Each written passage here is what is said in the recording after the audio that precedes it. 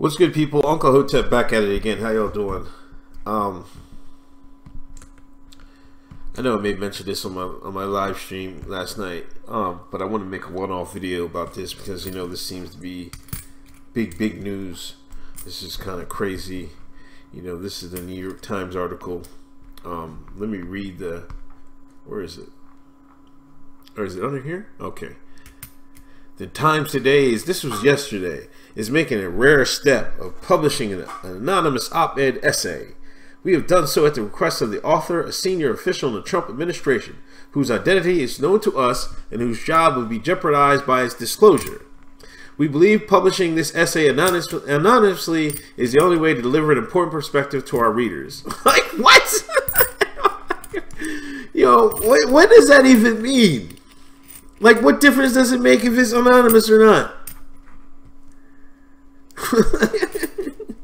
We invite you to submit a question about the essay or vetting process here. Anyway, President Trump is facing a test to his presidency unlike any faced by any modern leader.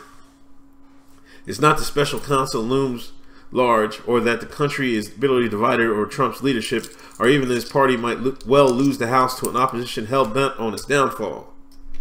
The dilemma, which he does not fully grasp, is that many of his senior officials in his own administration are working diligently from within to frustrate parts of his agenda and his worst inclinations. I would know. I am one of them. I mean, that's just, what does that say? You know what I mean? Are you like, you could be just getting? They could have, somebody, the deep state could have had the fingers on you. So y'all flipping. To be clear, ours is not the popular resistance of the left. We want the administration to succeed and think many of its policies have already made America safer and more prosperous. But we believe our first duty is to this country, and the president continues to act in a manner that is detrimental to the health of our republic. That is why many Trump appointees have vowed to do what we can to preserve our democratic institutions while thwarting Mr. Trump's more misguided impulses until he's out of office.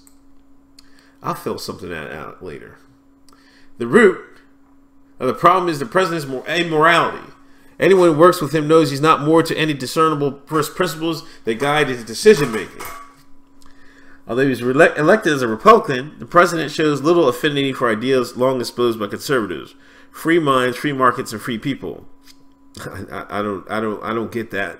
At best, he has invoked these ideas in scripted meetings. At worst, he has attacked them outright. In addition to his mass marketing of the notion that the press is the enemy of the people, I mean, he's right. I don't get that, man. Like, we know that the press is full of crap. Anybody with any sense knows the press in the United States of America is not what it used to be, if it was anything at all. President Trump's impulses are generally anti-trade and anti-democratic. Don't get me wrong, there are bright spots that the near ceaseless negative coverage of the administration fails to capture: effective deregulation, historic tax reform, a more robust military. I wish y'all would stop with this military shit, man. God damn. Anyway, but these successes have come despite, not because of the president's leadership style, which is impetuous, adversarial, petty, and ineffective. But yes, he's ineffective, but he's got all this stuff done that you said was good. And you said it's despite of him. He's the one that came up with the ideas, not you. From the White House to the executive branch, departments and agencies, senior officials will privately admit their daily disbelief at the commander-in-chief's comments and action. Most are working to insulate their operations from his whims. Meetings with him veer off topic and off the rails. He engages in repetitive rants. He's got to get his point across. And his impulsiveness results in half-baked, ill-informed, and occasionally reckless decisions that have to be walked back. There's literally no telling whether he might change his mind from one minute to the next. A top official complained to me recently, exasperated by an Oval Office meeting in which the president flip-flopped on a major policy decision he made 1 week earlier. The erratic behavior would be concerning if it weren't for unsung hero. Oh my gosh. I know this is full of shit, man. This is really full of shit. Like, you don't have to pat yourself in the back like this. Like, the erratic behavior would be more concerning if it weren't for unsung heroes in and around the White House. Some of his aides have been cast as villains by the media, but in private they go into great lengths to keep bad decisions contained in the West Wing, though they are clearly not always successful. It may be cold comfort in this chaotic era, but Americans should know that there are adults in the room. We fully recognize what's happening, and we are trying to do what's right even when Donald Trump won't. The result is a two-track presidency. Take foreign policy. In public and private, Trump shows a preference for autocrats and dictators, such as Vladimir Putin and Kim Jong-un. You know what? It doesn't matter if they're a dictator or not. We have to deal with him. You know what I mean? We can't go out and topple every dictator in the world. It's not our job, to be honest with you.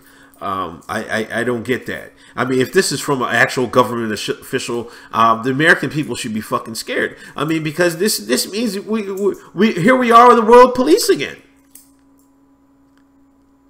And displays little genuine appreciation for the ties that bind us to allied like-minded nations. Which ones are they?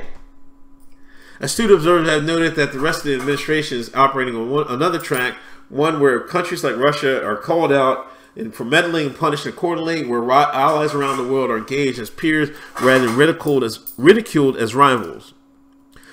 Here we go, Russia again. One Russia, for instance, the president was reluctant to expel many of Mr. Putin's spies as punishment for the poisoning of a former Russian spy in Britain. Just read that sentence to yourself, people.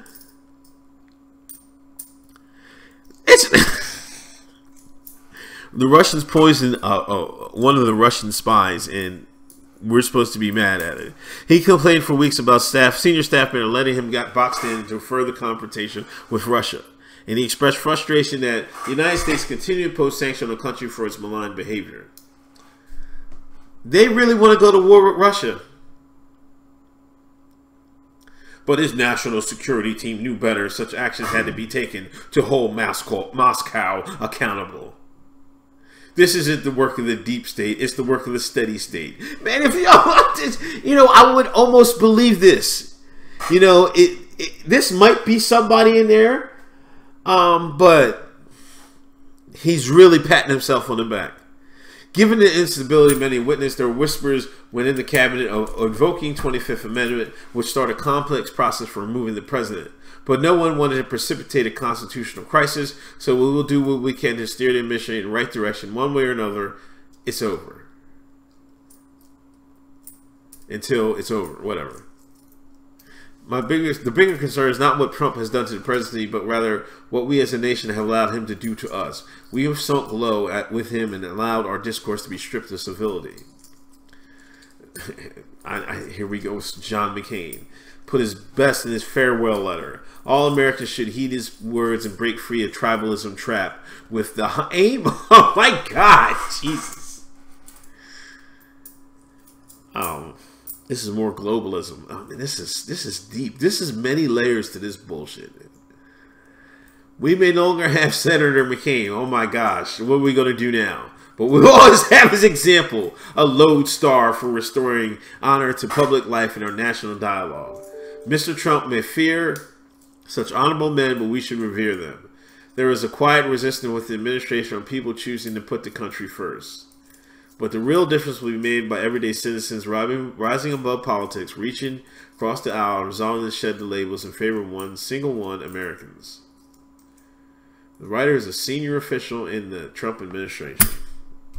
Some people are saying it's Pence.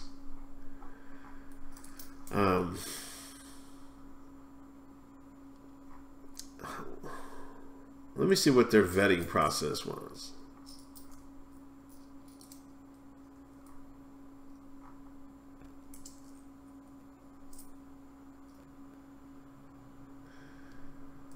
I don't know. I guess you have to wait till they come up with, they select the questions. Okay, I just seen that. Pence and Pompeo deny writing the op-ed.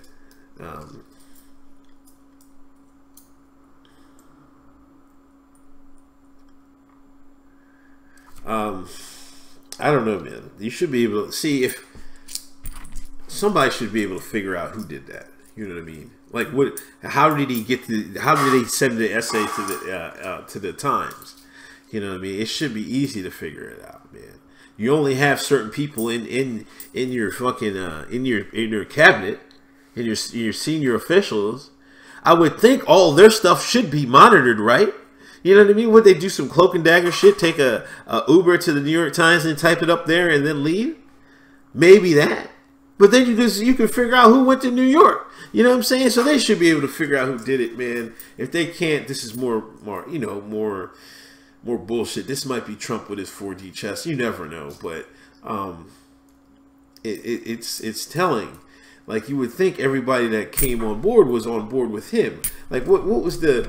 Like, this is what I don't understand about American people. Like, we just went to the war. We went to war with Iraq twice over BS both times. And now y'all want to cry some morality because someone wants to build a wall and stop illegal immigration, which we all know has to stop? Y'all can't be serious. Y'all want to go with a war with Russia. This is what it is. Jesus Christ, man. I can't even. Listen.